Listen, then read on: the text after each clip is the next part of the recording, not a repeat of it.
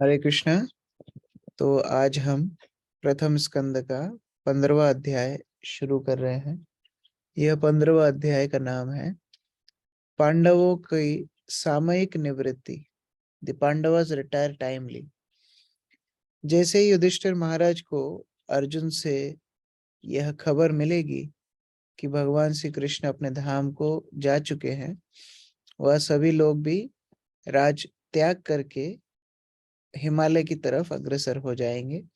लेकिन उसके पहले बहुत सुंदर रूप से अर्जुन भगवान श्री कृष्ण को स्मरण करते हैं, उनके उपदेशों को स्मरण करते हैं और यह भी स्मरण करते हैं कि किस प्रकार केवल और केवल भगवान की उपस्थिति से ही उनके जीवन में जितनी उपलब्धियां हुई हैं वह उनकी उपस्थिति से ही हुई है। तो यह बहुत अध्याय बहुत ही महत्वपूर्ण है सभी भक्तों के लिए, क्योंकि श्रील प्रभुपाद अनेक अनेक बार बताते हैं अपनी पुस्तकों में कि सानिध्य संग दो प्रकार का होता है, एक वपु और एक वाणी।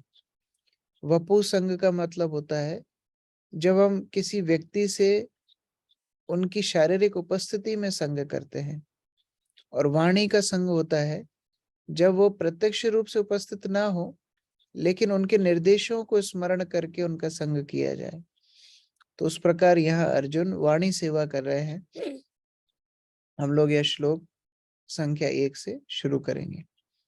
सूत उवाच एवं कृष्ण सखा कृष्णो भात्रा राज्ञा विकल्पितः नाना शंकास्पदं रूपम कृष्ण विश्लेषकर्षिता। मधु माता जी पढ़िए अनुवाद, अनम्यूट कर लीजिए। कर लिया। सूत गोस्वामी ने कहा, भगवान कृष्ण का विख्यात मित्र अर्जुन महाराज युधिष्ठिर के संस्कृत जिज्ञासाओं के अतिरिक्त भी कृष्ण के वियोग की प्रबल अनुभूति के कारण शोक संतप्त था। हरे कृष्ण। तो युधिष्ठिर महाराज देख पा रहे थे कि अर्जुन बोल ही नहीं पा रहे हैं, इतना श्लोक शोक में डूबे हैं। अत्यधिक संतप्त होने के कारण अर्जुन का गला रुंध सा गया। अतएव महाराज युधिष्ठिर की विभिन्न संशिकित जिज्ञासाओं का ठीक से उत्तर नहीं दे पा रहा था। इतना कुछ पूछा लेकिन फिर भी बोल नहीं पा रहा था, इतना शोक में अर्जुन डूबा हुआ था। शोकेन शुष्यद वदना ऋत सरोज हत प्रभा विभुम विभुम तम एवानुस्मरम नाशक्नो प्रतिभाषितुम। राकेश प्रभु पढ़िए। हरे कृष्णा प्रभु जी, धन्यवाद प्रणाम।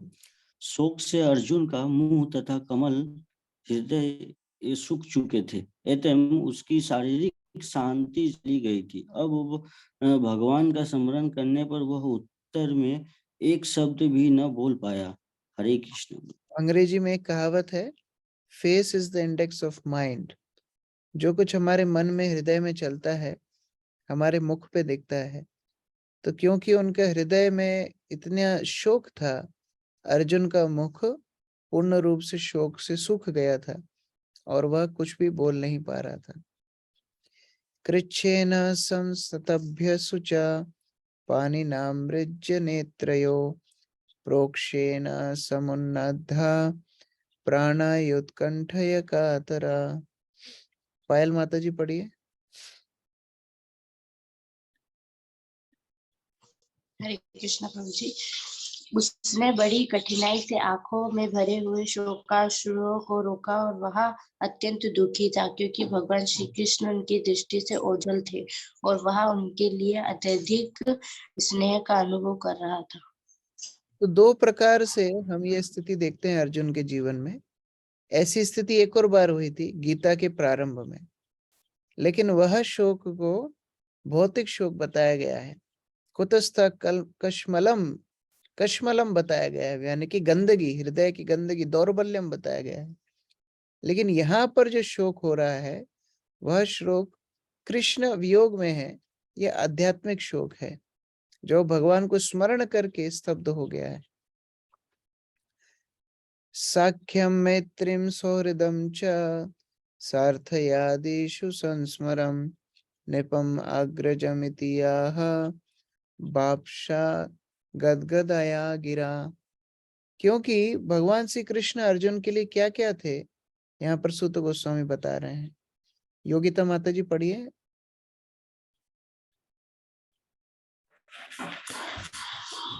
हरे कृष्ण प्रभु जी, धन्यवाद प्रणाम। भगवान कृष्ण को तथा उनकी शुभकामनाओं,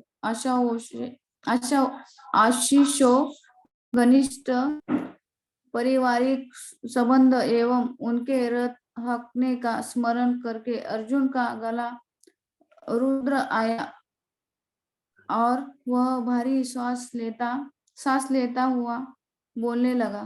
हरे कृष्ण। तो 3 यहाँ पर शब्द प्रयोग में लिए गए हैं। सख्यम, सखा मतलब होता है जो शुभ चिंतक होता है, जो सुख दुख में थोड़ा बहुत काम में आ जाए, सखा।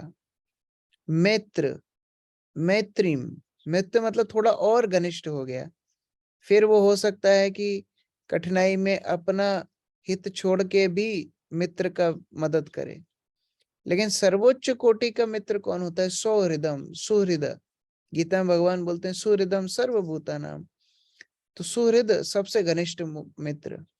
लेकिन अर्जुन के लिए तो तीनों ही श्री कृष्ण थे, उनके मित्र, सख्या, सुहृद, सब कुछ। सार्थ आदिशु, सारथी आदि जो कुछ संबंध हम सोच सकते हैं, सब कुछ, बड़ा भाई, राजा इत्यादि जो कुछ भी था, वह सब अर्जुन के लिए भगवान श्री कृष्ण थे। तो उनके वियोग में अर्जुन की इस तरह स्थिति होना तो स्वाभाविक है। अनीता माता जी तात्पर्य पढ़िए। हरे कृष्णा प्रभु जी, धन्यवाद प्रणाम। परम पुरुष अपने शुद्ध भक्त के साथ सारे संबंधों में पूर्ण है। श्री अर्जुन भगवान के विशिष्ट भक्तों में से हैं, जो सख्य भाव का आदान प्रदान कर रहे हैं। अर्जुन के साथ भगवान का व्यवहार सर्वोच्च कोटि की मित्रता को प्रदर्शित करता है। वे अर्जुन के न केवल शुभ चिंतक थे, अपितु उसको लाभ प्रदान करने वाले भी थे, और इसे अधिक परिपूर्ण बनाने के लिए उन्होंने सुभद्रा का विवाह उससे करके उसे पारिवारिक संबंध में भी मान लिया था। इसके भी ऊपर भगवान ने अपने मित्र की युद्ध के संकटों से रक्षा करने के लिए अर्जुन का साथी बनना स्वीकार किया था, और जब उन्होंने पांडवों को विश्व पर शासन करने के लिए स्थापित कर दिया तो वे सचमुच प्रसन्न हुए थे। अर्जुन ने यह सब एक के बाद एक स्मरण किया और इस तरह ऐसे विचारों से अभिभूत हो गया। हरे कृष्ण। तो जब हम किसी को स्मरण करते हैं तो उनकी सारी क्रियाएं याद आती हैं। अर्जुन भगवान को स्मरण कर रहे हैं, एक एक क्रिया, कैसे वो सारथी बने, कैसे मित्र बने, कैसे उन्होंने अपनी बहन की विवाह कराया, हर तरह से भगवान श्री कृष्ण को स्मरण करते जा रहे हैं। और अब थोड़ा सा साहस करके बोलना शुरू कर रहे हैं। अर्जुनोवाच वंचितो हम महाराजा हरिनाम बंधुरूपिणा येन मे प्रहृतं तेजो देव विश्वापनम महत्। सुमन माता जी पढ़िए। हरे कृष्ण। अर्जुन ने कहा, हे राजन, मुझे अपना घनिष्ठ मित्र मानने वाले भगवान श्री हरि ने मुझे अकेला छोड़ दिया है।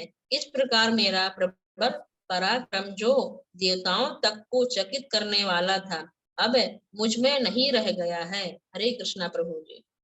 तो इतने प्रश्न युधिष्ठिर महाराज ने पूछे, लेकिन मुख्य कारण क्या था कि भगवान श्री कृष्ण अब अपने धाम को जा चुके हैं और उनके वियोग में अर्जुन की इस तरह स्थिति है।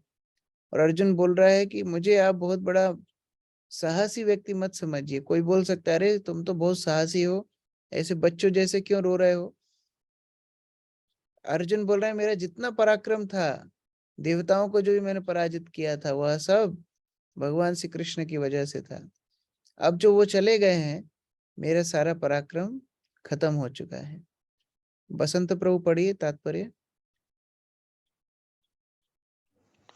हरे कृष्ण प्रभु जी, धन्यवाद प्रणाम। तात्पर्य भगवत गीता 10वां अध्याय 41वां श्लोक में भगवान कहते हैं, कोई चाहे कितना ही शक्तिशाली तथा संपत्ति, बल, सौंदर्य, ज्ञान तथा भौतिक मामलों में ऐश्वर्यवान क्यों न हो, उसे मेरी पूर्ण शक्ति का एक तुच्छ अंश स्वरूप समझो। अतएव कोई भी स्वतंत्र रूप से भगवान से शक्ति प्राप्त किए बिना शक्तिमान नहीं हो सकता। जब भगवान पृथ्वी पर अपने नित्य मुक्त पार्षदों के साथ अवतरित होते हैं तो वे न केवल अपनी दिव्य शक्ति का प्रदर्शन करते हैं, अपितु वे अपने पार्षद भक्तों को अपना अवतारी संदेश पूरा करने के लिए आवश्यक शक्ति प्रदान करते हैं।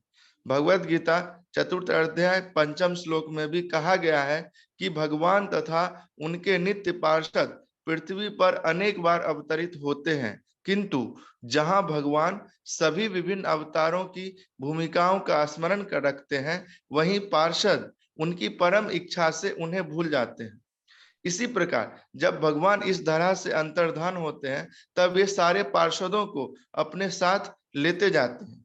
भगवान ने अर्जुन को जो पराक्रम तथा शक्ति प्रदान की थी, वह भगवान के उद्देश्य की पूर्ति के लिए थी, किंतु जब यह उद्देश्य पूरा हो गया तो अर्जुन से आपातकालीन शक्तियां वापस ले ली गई, क्योंकि स्वर्ग के निवासियों को भी चकित करने वाली अर्जुन की इन प्रबल शक्तियों की और आगे आवश्यकता नहीं रह गई थी।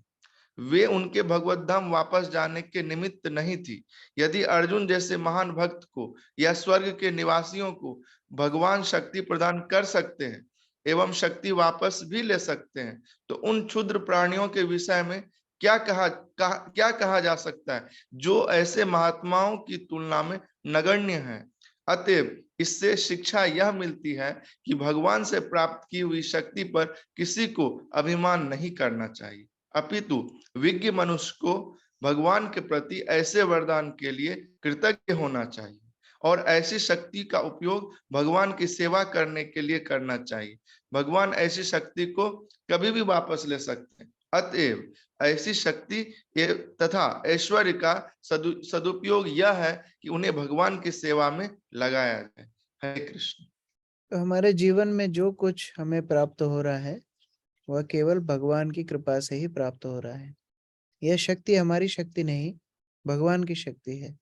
यह चाहे आध्यात्मिक मार्ग में हो, कई बार हम आध्यात्मिक मार्ग में थोड़ा प्रचार करते हैं, कोई सेवा करते हैं, हमें यही सोचना चाहिए भगवान करा रहे हैं इसलिए हो रहा है।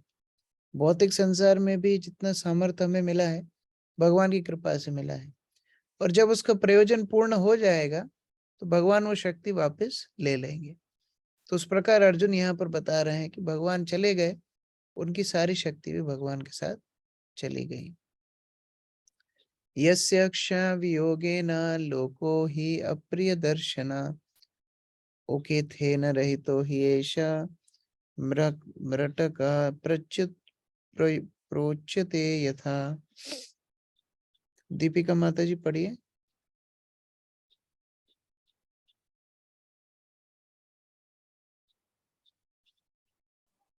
हरे कृष्ण प्रभु जी, धन्यवाद प्रणाम। मैंने अभी अभी उन्हें खोया है, जिनके क्षण मात्र वियोग से सारे ब्रह्मांड प्रतिकूल तथा शून्य हो जाएंगे। जिस तरह प्राण के बिना शरीर। हरे कृष्ण। अर्जुन के लिए भगवान श्री कृष्ण का कितना उनका आसक्ति थी, और आसक्ति भावनाओं के ऊपर आधारित नहीं थी लेकिन सिद्धांत के ऊपर आधारित थी।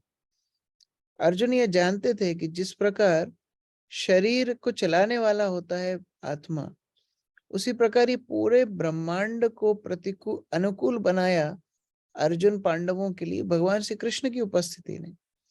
अब उनकी अनुपस्थिति में तो सब कुछ मानो उनके लिए प्रतिकूल हो गया हो, शून्य समान हो गया। शून्याहितम जगत सर्वम गोविंद विरहेण में। तो उस प्रकार अर्जुन का भाव है कि सैद्धांतिक रूप से भी भगवान की उपस्थिति से ही सब कुछ होता है। अब भगवान हमारे बीच में नहीं है तो किस प्रकार हम लोग अपने जीवन को आगे बढ़ाएंगे। अर्जुन का उस प्रकार वियोग है। सागरिका माता जी पढ़िए तात्पर्य। हरे कृष्ण प्रभु जी, धन्यवाद प्रणाम। तात्पर्य श्री प्रभुपाद द्वारा श्री प्रभुपाद की जय। वास्तव में जीव के लिए श्री भगवान से बढ़कर अन्य कोई प्रिय नहीं होता।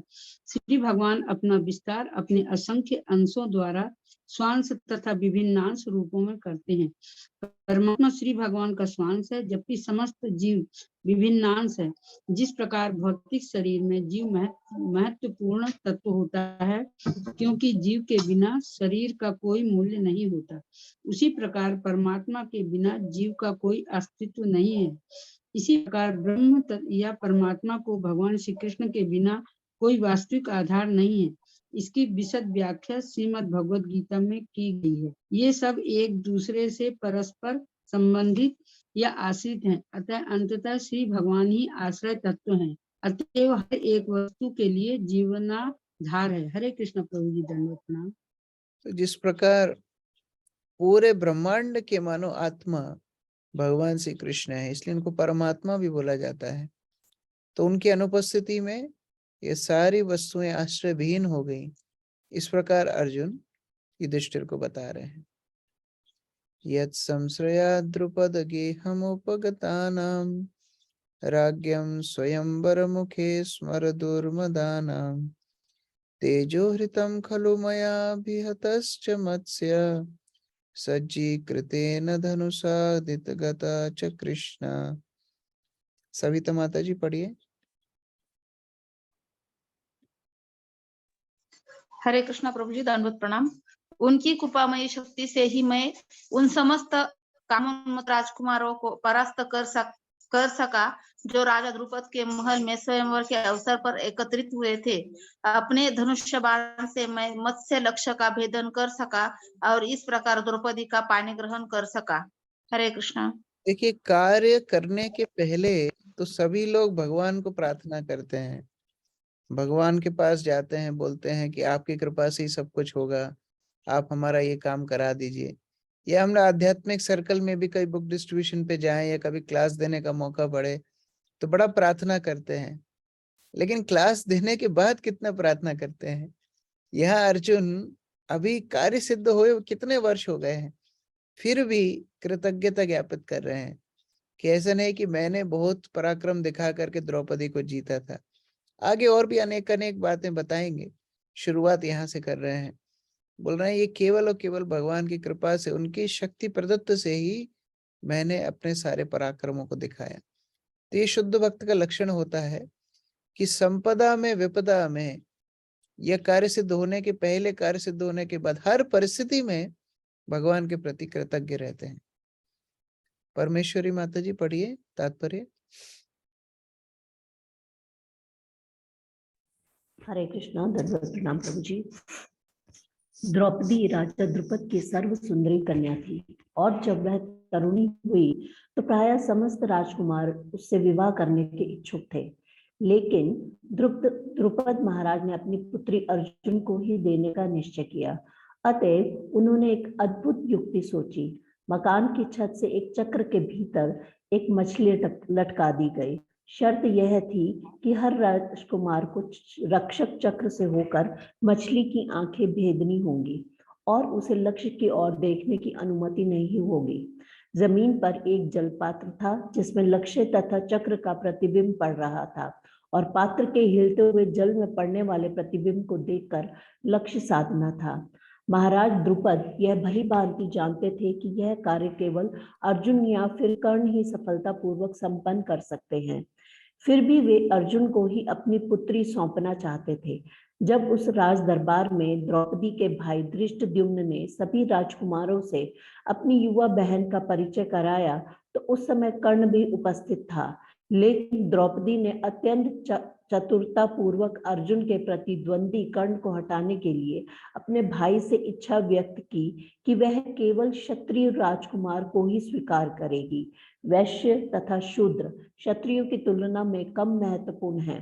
कर्ण को एक शूद्र बड़े के पुत्र के रूप में जाना जाता था। इस तर्क के आधार पर द्रौपदी ने उसे अस्वीकार कर दिया। जब दरिद्र ब्राह्मण के वेश में अर्जुन ने मत्स्य वेद कर दिया तो सबों को आश्चर्य हुआ और सबों ने, विशेषतया कर्ण ने, उससे घनघोर युद्ध किया। किंतु भगवान कृष्ण की कृपा से अर्जुन अर्जुन राजकुमारों के इस युद्ध में सफल हुआ और उसे द्रौपदी अथवा कृष्णा का हाथ प्राप्त हुआ। अर्जुन जिन भगवान की शक्ति से ही इतना शक्तिशाली था, उन्हीं की अनुपस्थिति में इस घटना का स्मरण करके वह शोक कर रहा था। हरे कृष्णा। तो महाभारत के युद्ध में जो बड़े बड़े योद्धा थे, कर्ण इत्यादि, उनके साथ अर्जुन को अकेले युद्ध करना पड़ा था द्रौपदी को विजय प्राप्त करने के लिए। लेकिन फिर भी अर्जुन यहाँ पर विजयी हुए और द्रौपदी को प्राप्त कर पाए भगवान श्री कृष्ण की मदद से। तो इस प्रकार से वह एक एक परिस्थिति को याद कर रहे हैं। यन्निधावहम खंडवम अग्नयेदम इंद्रम च स्म सामरगणाम तरसा विजित्य लब्धा सभा मया कृता भूत शिल्प माया दिग्भ्यो हरम नृप्तयो बलिम अध्वरेते। मधु माता जी पढ़िए। भक्त लोग हैंड रेज कर सकते हैं जो पढ़ना चाहते हैं।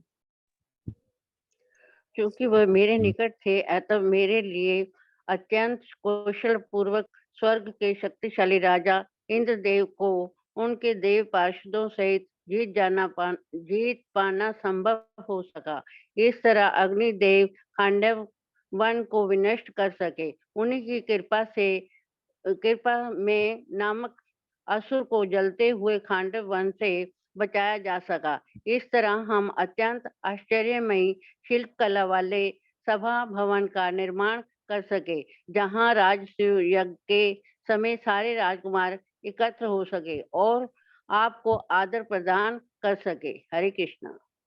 तो खंडप्रस्थ नाम की जगह पांडवों को मिली थी, जो पूरा वन से घिरा हुआ था, और माया दानव ने वहां पर बहुत सुंदर एक महल बनाया और अग्निदेव ने उस जंगल को जलाया। तो ये सारी बड़ी बड़ी बातें कैसे संभव हो सकी? क्योंकि भगवान श्री कृष्ण वहां निजी रूप से उपस्थित थे। प्रभुपाद तात्पर्य में इसको और अच्छे से समझा रहे हैं। मुकुल प्रभु पढ़िए। हरे कृष्णा प्रभु। मैं दानव खांडव वन का निवासी था, किंतु जब खांडव वन में आग लगा दी गई तब उसने अर्जुन से रक्षा करने के लिए याचना की, अतः अर्जुन ने उसकी जान बचाई। फलस्वरूप वह अत्यंत कृतज्ञ था। बदले में उसने पांडवों के लिए एक अद्भुत सभा भवन निर्माण कर दिया, जिसके प्रति सभी देशों के राजकुमार अत्यंत आकृष्ट थे। उन्होंने पांडवों की अलौकिक शक्ति का अनुभव किया और सबों ने बिना ईर्ष्या या झिझक के महाराज को भेंटें प्रदान की।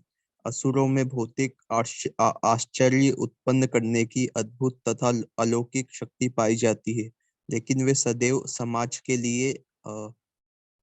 के लिए उपद्रवकारी तत्व होते हैं।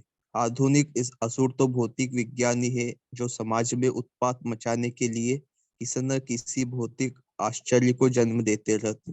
उदाहरणार्थ, परमाणु हथियारों के निर्माण से मानव समाज में कुछ खलबली मची है।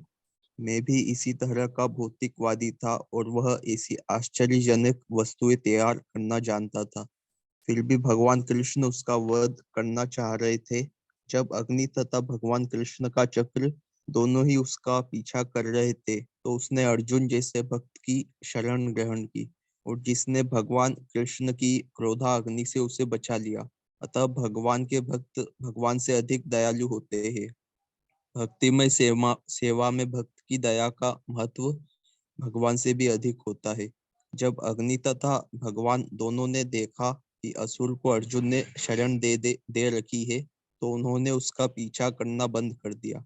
इस असुर ने अर्जुन के प्रति कृतज्ञता का अनुभव करते हुए अर्जुन की सेवा करनी चाहिए, लेकिन अर्जुन ने बदले में कुछ भी लेने से इनकार कर दिया।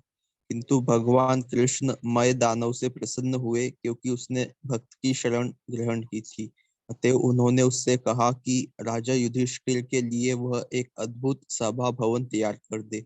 इस तरह प्रतिक्रिया यह है कि भक्त की दया से भगवान की कृपा प्राप्त होती है और भगवान की कृपा से भगवत भक्त की सेवा करने का अवसर मिलता है।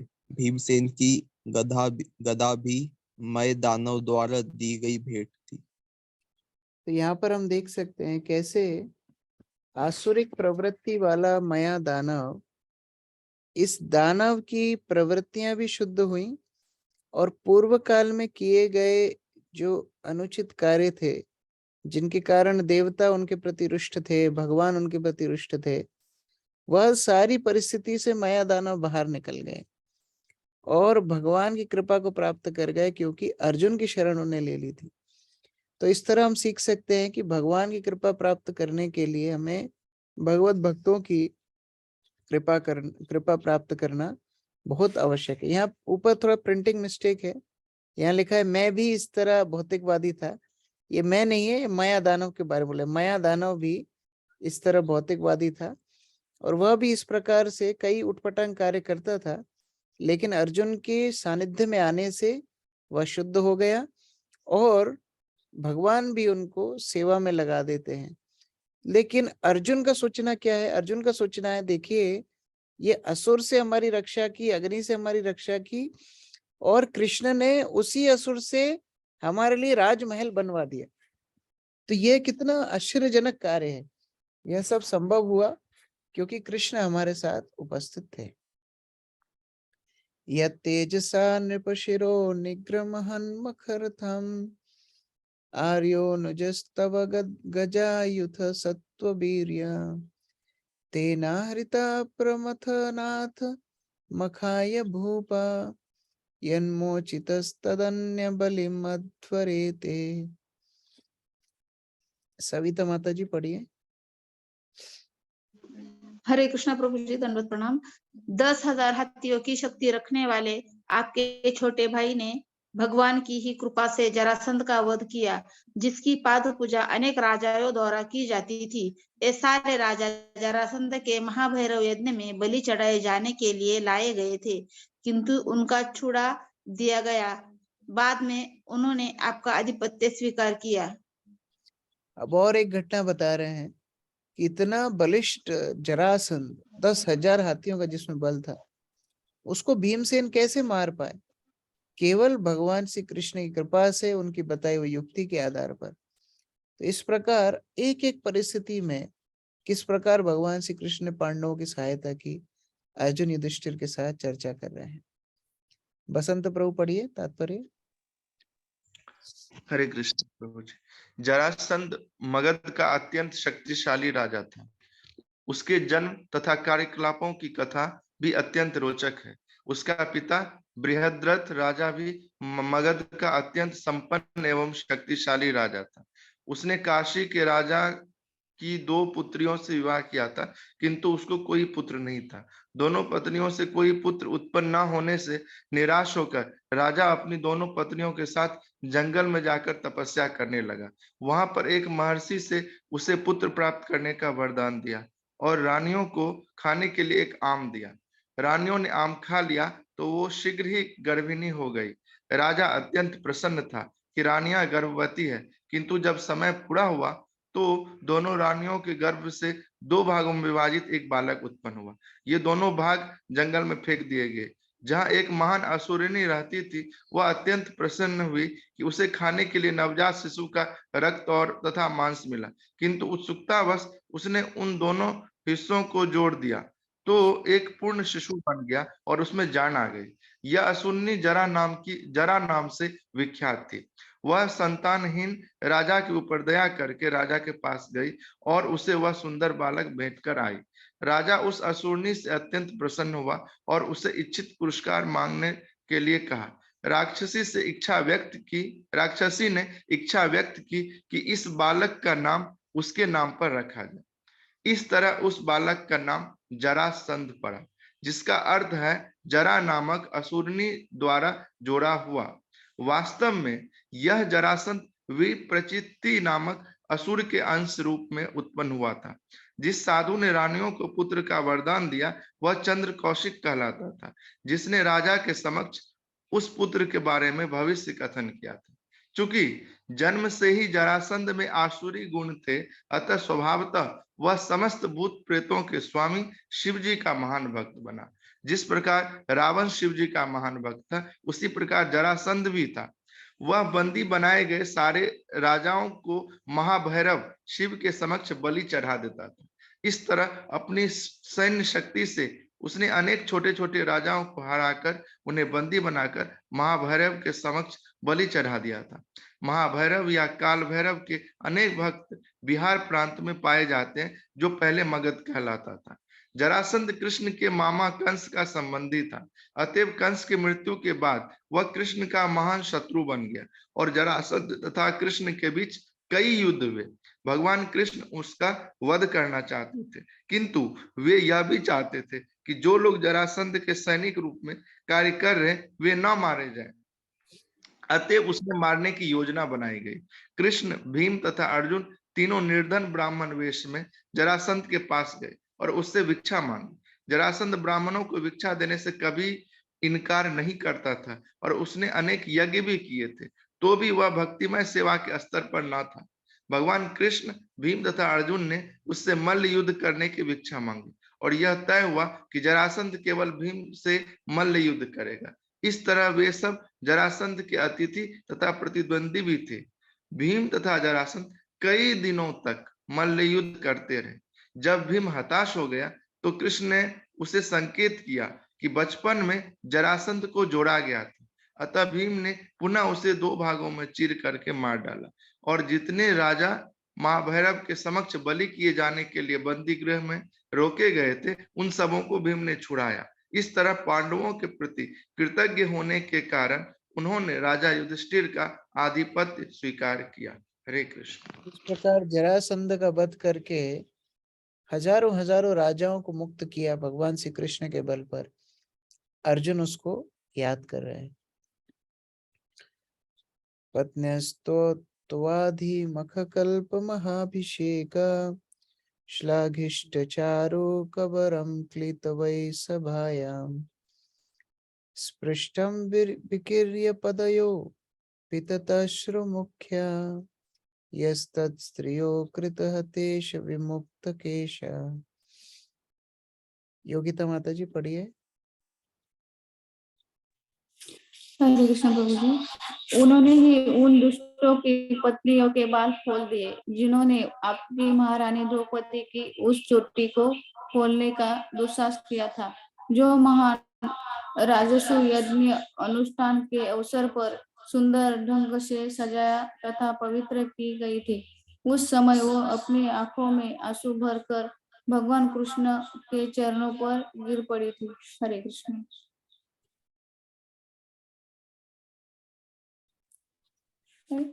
यहाँ पर राजसूय यज्ञ के समय पर किस प्रकार द्रौपदी ने भगवान की शरण ली और किस प्रकार अनेक जो कौरवों की रानियां थी उनका दमन भगवान ने किया, क्योंकि द्रौपदी का अपमान भरी सभा में दुशासन इत्यादि ने किया था। तो यह सब करने वाले भी भगवान श्री कृष्ण ही थे। जहाँ 5 पांडव 100 कौरवों से विजय प्राप्त कर लेते हैं, यह अभूतपूर्व विजय केवल भगवान श्री कृष्ण की उपस्थिति से ही प्राप्त हुई। अनीता माता जी तात्पर्य पढ़िए।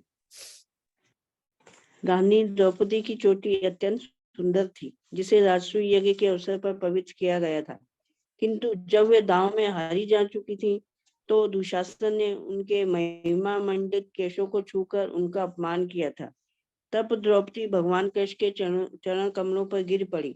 अतः भगवान कृष्ण ने निश्चय किया कि वे कुरुक्षेत्र के युद्ध के फलस्वरूप दुशासन तथा उसके दल वालों की सारी पत्नियों के केश खुलवाकर रहेंगे। इस प्रकार कुरुक्षेत्र के युद्ध के पश्चात जब धृतराष्ट्र के सारे पुत्र तथा पौत्र युद्ध में मारे जा चुके थे, तो परिवार की सारी स्त्रियों को विधवाओं के रूप में केश खोलने पड़े। दूसरे शब्दों में, दुशासन द्वारा भगवान के महान भक्त का अपमान किए जाने से ही कुरुवंश की सारी स्त्रियां विधवा हो गईं। भगवान भले ही अपने ऊपर किसी दुष्ट द्वारा किए गए अपमान को सह लें, क्योंकि पिता अपने पुत्र के द्वारा किए गए अपमान को सह लेता है, किंतु वह अपने भक्तों का अपमान कभी नहीं सहते। महान आत्मा का अपमान करने पर मनुष्य को अपने सारे पुण्यों तथा वरों की बलि दे देनी पड़ती है। यह भी बहुत महत्वपूर्ण सिद्धांत है कि भगवान श्री कृष्ण स्वयं के ऊपर जितने अपराध किए जाते हैं वह तो सहन कर लेते हैं, लेकिन अगर हम उनके भक्तों को अपराध करते हैं, उनके भक्तों के प्रति हमारा दुष्व्यवहार रहता है, तो भगवान उसको कभी स्वीकार नहीं करते। तो इस प्रकार अर्जुन एक एक करके भगवान की लीलाओं को, उनके प्रति जो कृतज्ञता है उसको स्मरण कर रहा है और आगे भगवान के निर्देशों को स्मरण करेगा, जिसके साहस पर वह वाणी सेवा कर रहा है। भगवान का सानिध्य उनके वाणी के माध्यम से कर रहा है। तो हम लोग कल इसको आगे बढ़ाएंगे। हरे कृष्ण। जगत गुरु श्रील प्रभुपाद की जय। प्रश्न है किसी का? बसंत प्रभु। हरे कृष्ण प्रभु जी। प्रभु जी मेरा दो प्रश्न है। एक है कि यहाँ पे एक जगह ये आया था कि जो जब भक्त दया करते हैं तो फिर उन्हें भगवान के सेवा का अवसर मिलता है। तो प्रभु जी ये भक्त हम सब पे कब दया करते हैं? और कई बार जैसे अभी हम लोग भक्ति करने का प्रयास कर रहे हैं तो मन में कई बार आता है कि हम भी सेवा करें, लेकिन कई बार प्रभु जी मेरे मन में ये भी आता है कि शायद हम उस योग्य होंगे तो प्रभु जी लोग हमें सेवा देंगे, या मुझे सेवा मांगनी चाहिए, ये हमें समझ में नहीं आता। और दूसरा प्रश्न, श्रील प्रभुपाद एक बार प्रातःकालीन सैर पर जा रहे थे, मॉर्निंग वॉक जी रोज किया करते थे। एक बार एक तालाब के पास खड़े हो गए और वो तालाब के पास में बहुत सारे बतख के बच्चे थे। तो बतख के बच्चों को प्रभुपाद दाना डाल रहे थे। जब दाना डाल रहे थे तो एक बतख का बच्चे को ज्यादा डाल रहे थे। तो प्रभुपाद को भक्तों ने पूछा, प्रभुपाद इसको क्यों ज्यादा दे रहे हैं आप? तो प्रभुपाद बोले, ये ज्यादा चिल्ला रहा है इसलिए इसको ज्यादा दे रहा हूँ। जो ज्यादा चिल्लाएगा उसको ज्यादा मिलेगा। तो इसका मतलब क्या है, जो जितना उत्सुक है उसको इतना सेवा मिलती है। तो भक्त लोग एक ही क्वालिफिकेशन देखते हैं, कौन कितना उत्सुक है, किसके अंदर कितना लालच है भक्ति करने का। देखिए, योग्यता के हिसाब से तो हमारे अंदर कोई योग्यता नहीं है। कृपा के लिए कोई योग्यता नहीं होती है। कृपा सबको प्राप्त होती है, लेकिन जितना हम उत्सुक हैं प्राप्त करने के लिए, सेवा करने के लिए, संग प्राप्त करने के लिए, भक्ति में आगे बढ़ने के लिए, उतना भक्त लोग हमको कृपा देते हैं। तो वो उत्सुकता हमारे दैनिक जीवन में दिखनी चाहिए। कोई सेवा दिया, उत्सुकता से पूर्ण कर दिया, भक्त लोग और सेवा देंगे। कभी कोई सेवा दिया, वो एक हफ्ते तक बार बार फोन लगा के पूछ रहे हैं, हुआ ही नहीं, तो फिर दोबारा कैसे देंगे? कि मान लो किसी भक्त ने आपको कोई पुस्तक दी, प्रभु जी पुस्तक पढ़िए, आपने 1-2 हफ्ते के अंदर ही पुस्तक पढ़ के वापस दे दी। अभी एक पुस्तक दी है, वो यथारूप ही रखी है, साल साल निकल गए, तो फिर दोबारा पुस्तक कैसे देंगे? तो ये उत्साह भक्ति में बहुत आवश्यक है, जिससे भक्त लोग आगे और ज्यादा कृपा और ज्यादा सेवा देते जाते हैं। ठीक है जी जी जी जी। तो ऑटोमेटिक मतलब हम अगर करते जाएंगे तो हमको बोलना नहीं पड़ेगा, प्रभु जी लोग फिर हमें देंगे, या हमें मांगना चाहिए? बोलना भी चाहिए, करना भी चाहिए, दोनों ही इम्पोर्टेंट है। जी जी जी। थैंक यू सो मच प्रभु जी। एक और करेंगे नहीं, बोलेंगे, दोबारा सेवा के लिए मांगेंगे नहीं, तो भक्त लगेगा अरे बेचारा पिछली सेवा से इतना त्रस्त हो गया है कि दोबारा सेवा मांगने आए ही नहीं।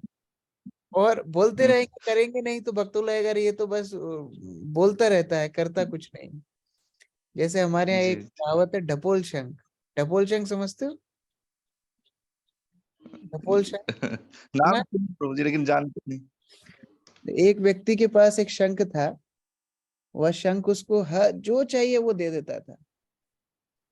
तो दूसरा व्यक्ति, उसका पड़ोसी था, वह बड़ा ईर्ष्या में पड़ गया कि अरे इसके पास ऐसी वस्तु है, इसको जो चाहिए वो मिल जाता है। उसने शंख को बोला गाड़ी दे दीजिए, गाड़ी मिल गई। इसको बोला शंख को धन दे दीजिए, धन दे दिया। तो हमको भी ऐसा शंख चाहिए। तो ये स्पर्धा में एक शंख इसको मिला। वह शंख को जैसे ही ये बोलता था कि हमको एक गाड़ी चाहिए, तो शंख बोलता था, हाँ जी सर, हाँ हुजूर, बढ़िया गाड़ी आपके लिए प्रस्तुत है। बोले आपको धन चाहिए, हाँ जी हुजूर, आपके लिए ये बहुत सारा धन उपलब्ध है। वह शंख बोलता तो था, देता कुछ नहीं था, तो उसका नाम पड़ा ढपोल शंख। बोलता बड़ी बड़ी चीज है, करता कुछ नहीं। तो हमें ढपोल शंख नहीं बोलना है, हमको करना भी है। दोनों ही आवश्यक है, मांगना भी चाहिए, करना भी चाहिए। जी जी जी। थैंक यू सो मच प्रभु जी। एक छोटा सा और प्रश्न पूछ सकते हैं प्रभु? हाँ बताओ। प्रभु जी ये थोड़ा अलग है कि जो कई बार हम देखते हैं कि आज भी ये था कि शिव जी के भक्त लोग असुर होते हैं। तो शिव जी तो परम वैष्णव है, तो ये मुझे समझ में नहीं आता कि वो लोग असुरी प्रवृत्ति से बाहर क्यों नहीं निकल पाए। पहली हरे बात कृष्ण। तो ऐसा नहीं है कि सारे शिव जी के भक्त असुर होते हैं। ब्राह्मण, असुर सभी लोग भगवान शिव को ज्यादा प्रसन्न करना चाहते हैं, क्योंकि वो आसानी से प्रसन्न हो जाते हैं। आशुतोष बहुत सहज रूप से वह प्रसन्न हो जाते हैं। दूसरा कारण है कि भगवान शिव वैष्णव हैं, और वैष्णव किसी को भी छोड़ते नहीं हैं, योग्यता का विचार नहीं करते हैं। तो जो भूत प्रेत पिशाच असुर, ये सारे लोगों को जो वैदिक साहित्य में जिनका संग करना भी वर्जित बताया गया है, उनको कौन कृपा करेगा? उनको कृपा करने के लिए तो वैष्णव ही चाहिए। तो भगवान शिव क्या करते हैं, ऐसे लोगों को भी आश्रय प्रदान करते हैं। लेकिन मुश्किल यह है कि ऐसे असुर जब भगवान शिव के पास जाते हैं तो उनका संग नहीं लेते हैं, उनसे केवल भौतिक अभिलाषाएं प्राप्त करते हैं। तो ठीक है, कम से कम उसी बहाने भगवान शिव की आराधना करते हैं, भगवान शिव उनको धीरे धीरे धीरे पवित्र कर देंगे। इसी प्रकार हम श्रील प्रभुपाद के जीवन में भी देखते हैं, ऐसे हिप्पियों को, ऐसे पाश्चात्य जगत के लोगों को उद्धार किए हैं, हम और आपको भी उद्धार किए हैं, जो लोग भूत पिशाच से थोड़ी जी। कम है, जिनको अगर वैदिक संस्कृति के हिसाब से देखा जाए तो हमारे लिए कोई वर्णाश्रम में जगह नहीं है। फिर प्रभुपाद ने हमको स्वीकार किया। तो ये वैष्णव की महानता होती है, जिसका कोई नहीं होता है उसको वैष्णव स्वीकार करते हैं। इसलिए भगवान शिव की उदारता है कि वो स्वयं शमशान में रहते हैं, भूत प्रेत जिनका कोई नहीं, उन सबको आश्रय प्रदान करते हैं।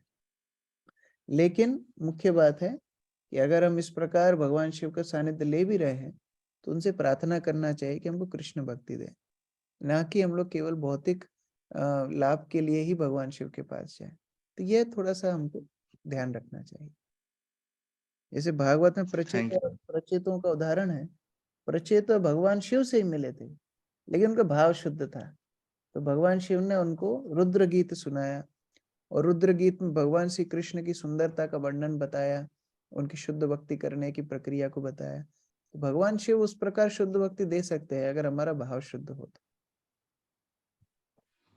Thank you so much, Prabhuji, for your wonderful answer. Hari Bol. Krishna ग्रंथराज Shrimad Bhagavatam की जय, समवेत भक्त वृंद की जय। हरे कृष्ण।